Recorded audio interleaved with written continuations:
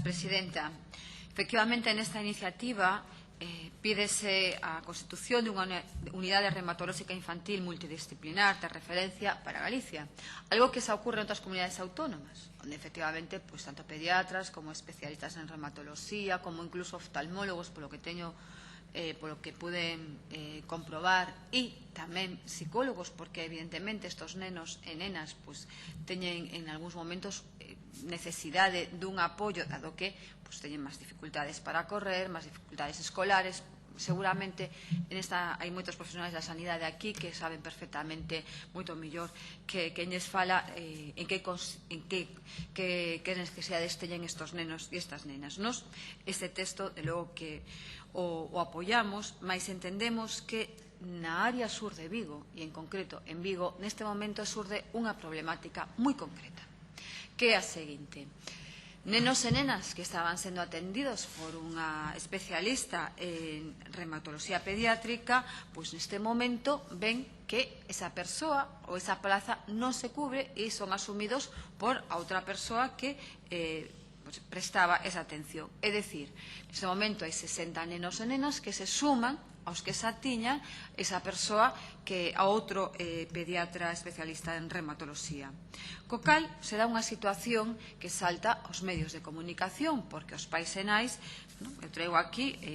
efectivamente o que están repartindo pola cidade e que se pode comprobar, que di: a nosa loita é polos nosos peques, somos un grupo de pais con fillos, fillas con enfermedades reumatolóxicas que tras o cese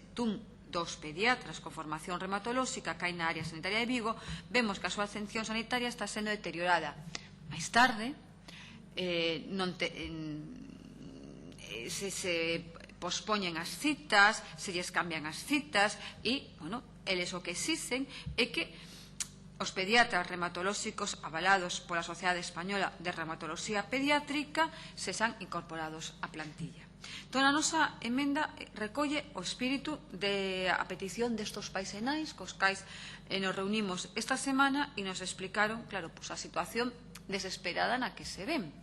Pero que non solamente por eles, tamén por todos aqueles, como explicou a señora deputada, que podan en ese momento estar sufrindo a enfermedade e teñan dificultades para ese diagnóstico. En Vigo se estaban diagnosticando, eles nos explicaban enfermedades de nenos e nenas de Ourense, donde se desplazaban hasta Vigo porque é unha enfermedade que necesita dunha preparación moi específica para a súa detección e tamén para o seu tratamento. Eu creo que a petición que facemos nesta emenda de que se cubra a plaza en reumatoloxía pediátrica que se deixou de funcionar no mes de maio na área de Vigo con un profesional ou unha profesional con formación e experiencia avalada pola Sociedade Española de Reumatoloxía Pediátrica para que se garanta a calidade asistencial aos nenos e nenas con doenzas reumatolóxicas e acometer todas as accións precisas para garantir a atención en Galiza da reumatoloxía pediátrica e o mínimo que podemos pedir neste Parlamento, o mínimo, como, dende logo, de xustiza social con eses nenos e nenas. Eu creo que non se pode nunca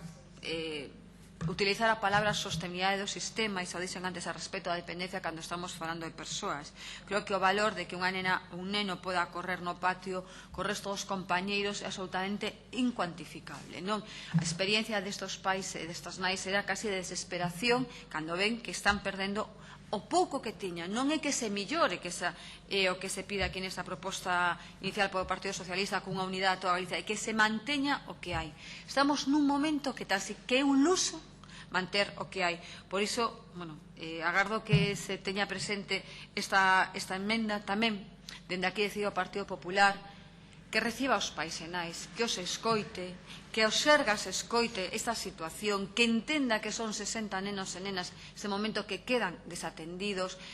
que intente, dende logo, que é unha problemática que afecta directamente a vida cotiá destos nenos e destas nenas, non sexa un expediente máis,